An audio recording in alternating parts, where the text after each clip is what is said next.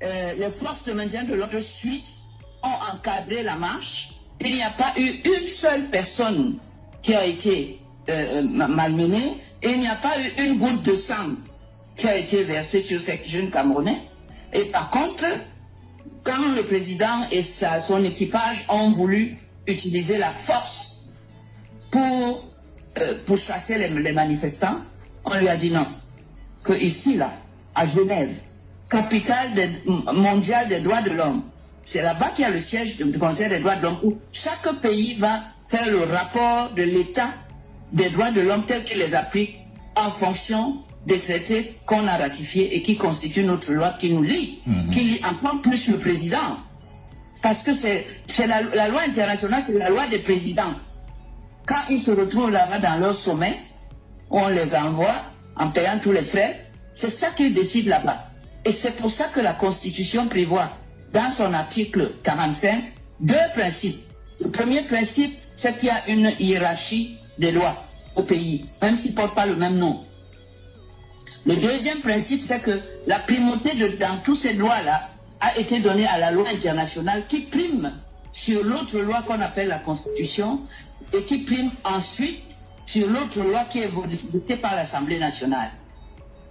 Alors, c'est un droit que tous les chefs d'État, membres de l'ONU, respectent. C'est-à-dire que quand le peuple souverain qui les a placés là veut manifester et parler au président, à leur mandataire qu'ils ont mis là, le mandataire n'a qu'une chose à faire, c'est encadrer et écouter. Regarder ce qu'il y a sur les pancartes et voir comment il peut gérer ça. Ici, dès que vous organisez une marche, on commence à vous dire que vous allez faire verser le sang. Mais ce n'est pas eux qui versent le sang. Adressez ça aux forces de maintien de l'ordre et à ceux qui leur donnent des ordres meurtriers, comme le ministre de la Paix. Dites-lui que nous ne voulons pas que vous tiriez. Nous ne voulons pas que le sang soit versé, mais adressez ça à celui qui veut venir utiliser la force et tirer sur le peuple souverain quand il veut exprimer quelque chose à l'endroit de son mandataire national. Voilà. Alors, Maître Alice Com, vous évoquez les libertés fondamentales et vous savez bien que le gouvernement camerounais, à travers les différents gouverneurs, vient de prendre des circulaires pour interdire toute marche sur l'ensemble du territoire national, protection ou entorse à la démocratie et aux libertés fondamentales, selon vous? Entorse à la liberté, à la démocratie, entorse également à la Constitution et à la loi pénale. La loi pénale dit que quel que soit ce qu'il y a comme infraction dans le code pénal qu'on veut faire appliquer, eh bien, ces infractions doivent d'abord être vérifiées sous l'aune de la loi internationale, voir si ça ne viole pas la loi internationale. Sinon, le juge ne doit même pas l'appliquer. Vous comprenez? Donc, le texte que monsieur le gouverneur a pris est un texte totalement illégal et inapplicable. Et ça ne lui donne absolument pas le droit d'exercer la violence ce jour-là sur ceux qui manifestent. Parce qu'eux aussi manifestent en vertu d'une loi qui est supérieure à celle que lui veut appliquer. Et c'est elle qui est applicable, celle-là. Mais il a le droit de la force. Mais le droit de la force, aujourd'hui, quand on dit que le président de la République est un républicain, qu'il est démocrate, qu'il est légaliste, il faudra le prouver dans ce genre d'occasion. C'est là qu'il faut prouver ça. C'est lui qui a ratifié tout ça. La Constitution, c'est l'Assemblée nationale qui a voté la loi qu'on appelle Constitution. Ils mettent ça dedans. Ils sont les premiers à violer ça à chaque fois parce qu'on pense que c'est comme tout derrière. Non. Mais j'ai vu les chefs de Sawa défiler l'autre jour, non? C'est pas une manifestation publique. Est-ce que vous êtes en train de dire aux Camerounais, ne regardez pas ou alors ne faites pas fi de la lettre ou alors de la circulaire du gouverneur qui interdit les manifestations, elle est complètement illégale, marchez à l'appel de Maurice Kamto. Est-ce que c'est ce que vous êtes en train de dire? Oui, exercez votre droit. Tout ce que la loi vous permet de faire, faites-le. N'ayez pas peur de celui, de quelqu'un, un singleton qui dit à côté que ne faites pas. Mais sauf que Maître Alice Com, on va peut-être croiser les chars et les camions anti-émeutes. D'ailleurs, hier, il y avait des camions anti-émeutes. Mais ils n'ont qu'à tuer. Ils ont l'habitude, c'est leur métier. Mais jusqu'au jour où même leurs protecteurs habituels vont dire que non, cette fois-ci on ne peut pas. Ou alors si tu le fais, on te lâche. Ne crois pas qu'on te donne un blanc-seing pour tuer tout le temps comme ça. Cette manifestation, elle a eu lieu chez nous, à Londres. Elle a eu lieu chez nous, à Paris. Elle a eu lieu chez nous, à New York. Elle a eu lieu chez nous, à Berlin. Nous, on n'a pas tiré sur les gens, hein. Et c'est en vertu de la même loi qui te lie aussi. Quand on te voit tirer sur tes compatriotes comme ça, ben, on ne peut pas continuer à te soutenir. Parce qu'il y aura un ras-le-bol de tout le monde. Hein. Ce président veut être isolé, il faut quand même qu'il réfléchisse. Il sait très bien qu'il n'a pas le droit. Et il sait très bien que même ses protecteurs, M. Macron ne peut pas empêcher. Vous avez bien vu comment il s'est comporté avec Calibri. C'est inimaginable ici. Inimaginable. Il s'est arrêté. C'est le respect qu'on doit, quand on est un mandataire, à celui qui t'a mandaté. Et qui te paye cher pour ça. Maître Aliscom. Et qui te paye beaucoup pour ça. Maître Aliscom, vous dites aux Camerounais, sortez à l'appel, pas seulement de Maurice Kamtoumé, à l'appel républicain. Si vous avez envie de manifester, annoncez ça et puis allez manifester. Alors vous le dites, Maître Aliscom. Demandez aux forces de maintien de l'ordre de venir encadrer Maître Aliscom. cette manifestation pour que justement il n'y ait pas de violence ni d'un côté ni de l'autre. Je vous prends un peu cette image, Maître Aliscom. Il y a 3 bensikineurs qui ont produit une petite vidéo l'autre jour, évidemment, à Bepanda, où dans la vidéo, ils disaient nous allons marcher parce que vraiment on n'est pas fait pour la moto et tout le reste. Vraiment on va marcher parce qu'il faut que les choses changent. Et quelques jours après, ils ont été pris. Jusqu'aujourd'hui, on ne sait pas où ils se trouvent. Leurs femmes, leurs épouses, leurs familles les recherchent. Ils auraient été arrêtés justement par les forces de l'ordre et gardés dans un lieu encore inconnu. Vous vous imaginez ce type de scénario? Est-ce que ça n'investit pas la peur dans l'esprit des Camerounais que vous invitez à aller marcher? Ça veut dire que vous ne savez pas à quel point les Camerounais en ont marre. Ça veut dire que vous ne prenez pas en compte leur souffrance pendant une durée exagérément longue. C'est-à-dire que depuis que le président est là. Plus cette attitude arrogante, où vous avez vu que les membres d'un parti politique viennent s'adresser aux populations pour dire que vous devez vous taire. Notre président national fait ce qu'il faut. Il aide. Comment ils vont venir demain nous demander de lui donner nos voix?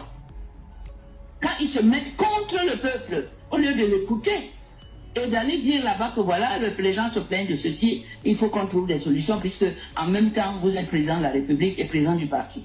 C'est ça la démarche normale. Mais vous voyez ici à la télévision, les gens de l'FDPC, qui n'est qu'un parti comme les autres, venir ici s'interposer entre le peuple et leur mandataire parce qu'il est président de la République. On ne parle pas au président de l'RDPC. On parle à celui qu'on a élu là, à qui on a donné les coffres-forts, tout ce qu'il faut pour nous rendre heureux chez nous et développer le pays. Un parti vient s'interposer? Non. C'est pas parce que vous avez imaginé un hold-up à ce niveau-là, où vous êtes à la fois partie prenante et juge suprême. Ce n'est même pas normal. Ce n'est pas normal. Ça, c'est un cumul de fonctions qui crée énormément de problèmes après. Ça, c'est comme on appelle les coups d'État constitutionnels.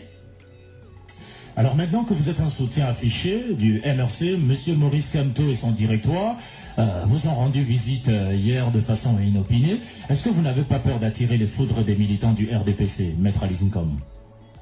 Mais je subis ça depuis longtemps. Vous savez très bien que j'étais au SDF. J'étais candidate aux élections législatives dans les années 97. À Douala 5e. Douala 5e et 3e à l'époque réunis. Ça s'appelait Bouri-Est, la circonscription Bouri-Est. Vous savez très bien que les procès-verbaux que je peux vous donner montrent que ma liste a eu la majorité absolue. Et vous savez que je n'ai jamais été là-bas. Et qu'on ne me parle pas de fraude, hein. Alors, les foudres du RDPC, le RDPC, je ne lui ai pas donné mandat de gérer ma vie. J'ai donné mandat à un monsieur qui s'est présenté comme candidat. Alors, le foudre du RDPC, tu savais ce que j'en fais? Ça me laisse à 37 degrés. Alors, Maître Aliscom, avant de vous laisser partir, évidemment, je vous disais déjà qu'il y a peut-être une les autorités ont peut-être eu vent d'un essai de manifestation hier dans la ville. Et vous avez vu, on a eu des camions anti-émeutes, les gendarmes qui étaient parqués un peu dans tous les carrefours, notamment ici à Douala 5e pour ceux qui l'ont vu. Et avec des chars, des camions anti-émeutes, ils klaxonnaient, ils entraient évidemment dans les quartiers, ils klaxonnaient, ils ressortaient. Comment vous interprétez cela? Stratégie d'intimidation comme pour dire voilà ce qui vous attend si vous sortez pour manifester, ou bien c'est pour sécurité? Oui. Il y a ça. Si vous sortez, vous voyez, on nous montre les muscles, on va faire comme d'habitude. Ce que je vous ai dit, c'est que la détermination de quelqu'un qui n'a plus rien à perdre, qui a tellement souffert, qui ne voit pas un bout de son avenir demain s'améliorer, et qui ne sait pas quoi faire. Le désespoir, c'est ça. On en est là. Les Camerounais n'ont plus peur de ça. Oui. Mais le soulèvement populaire que vous appelez de tous vos voeux, vous invitez les Camerounais à sortir et manifester, est-ce que ça ne peut pas déboucher sur une véritable insurrection où il y a des morts, où la République va peut-être passer le temps à compter des morts? Mais qui va tuer qui? Les morts, ce sera de quel côté? Et qui est le tueur en face? Quand vous m'aurez donné la réponse, je vais vous répondre. Du côté des marcheurs. La mort, c'est du côté des marcheurs. Provoquée par qui? Qui est le tueur? Parce qu'ils sont sortis marcher. Je dis qui est le tueur? Le camp d'en face. J'en sais rien, peut-être le camp d'en face. Vous n'osez pas dire que c'est le camp d'en face. Ben, il aura à répondre, hein. Vous savez ça? Vous savez que le procès de Nuremberg, pour juger les nazis, Hitler était déjà mort, que le procès continuait. Vous savez ça, non? Il était mort. Mais le procès a eu lieu. Jusqu'à... On a traqué tout le monde qui a été nazi et qui a fait des choses pas bien, qui a tué. On l'a jugé à Nuremberg après. Hitler n'était plus là pour les protéger. Et aujourd'hui, aucun enfant descendant d'Hitler ne veut qu'on dise qu'il descend d'Hitler. Ils ont dit qu'on les castre, ils ne veulent même pas avoir d'enfants. Il faut que le nom d'Hitler disparaisse de quelqu'un qui a fait ça. Il faut lire l'histoire. Elle est contemporaine. Et on a l'histoire qui est très présente. Et ne pensez pas que parce que vous êtes là aujourd'hui, parce qu'on vous a acheté des armes, parce qu'on vous règle votre mensualité tous les jours et on vous achète des beaux costumes, il ne faut pas croire que c'est acquis. Il faut pas croire que vous allez utiliser tout ce qu'on vous donne. Nous, on se saigne. On se saigne pour habiller nos forces de l'ordre. Leur donner des munitions. Mais c'était pas. Ça n'a jamais été pour que ça soit retourné contre nous-mêmes. Jamais. C'est une interdiction, c'est un crime. Voilà ce qu'on appelle quelqu'un de debout, une femme debout. Ce n'est pas en venant comme ça et en écrivant parce qu'on est gouverneur un jour, vous écrivez n'importe quoi, vous menacez. Ce n'est pas ça. Le tribunal de l'histoire n'a rien à voir avec le tribunal de Douala de Koti. Rien à voir. Alors cette question de Paul Charles, puisque vous êtes à l'étranger, vous nous avez amené à l'étranger évidemment, et il demande comment vous appréciez les gilets jaunes. Les gilets jaunes, ils font ce qu'ils doivent faire. C'est le peuple qui fait des revendications et des manifestations. C'est tout. Et que le président Macron essaye d'encadrer comme il peut et de voir dans quelle mesure il peut leur donner satisfaction. Je crois qu'il a même eu déjà à les appeler, à essayer de faire des propositions pour arranger ça. Ce qu'on ne trouvera jamais ici. Et M. Macron trouve tout à fait normal que les gilets jaunes manifestent. Et à chaque fois, il envoie des gens là-bas, de forces de maintien de l'ordre pour encadrer pour que ça ne déborde pas.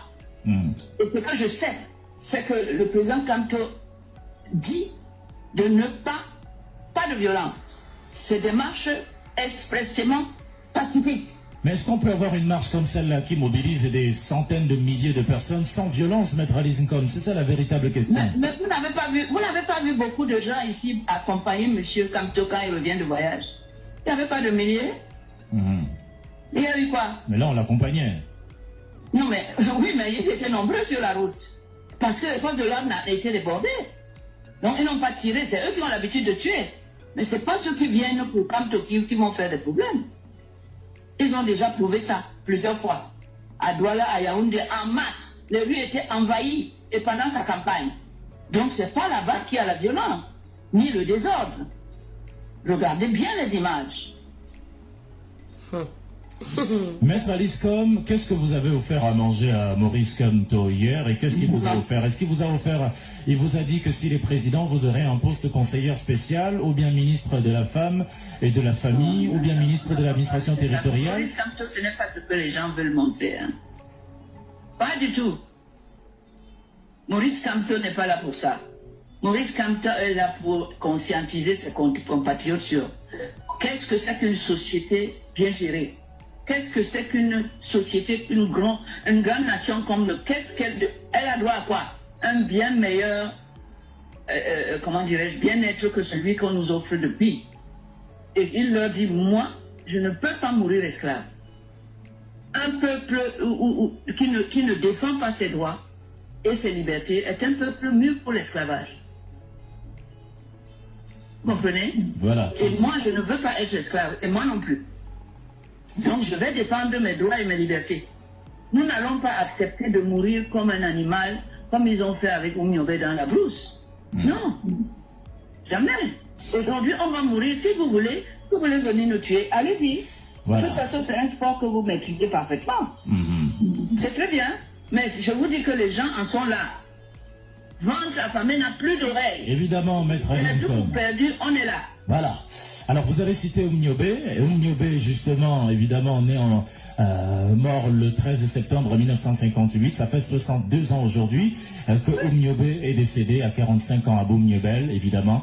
Mais ces célébrations sont passées, évidemment, en demi-teinte. On n'a pas vu de grandes célébrations dans la République. Maître Alice Com, vous allez dire de toutes les façons, vous allez marcher pour revendiquer vos droits, vos libertés et appeler au changement.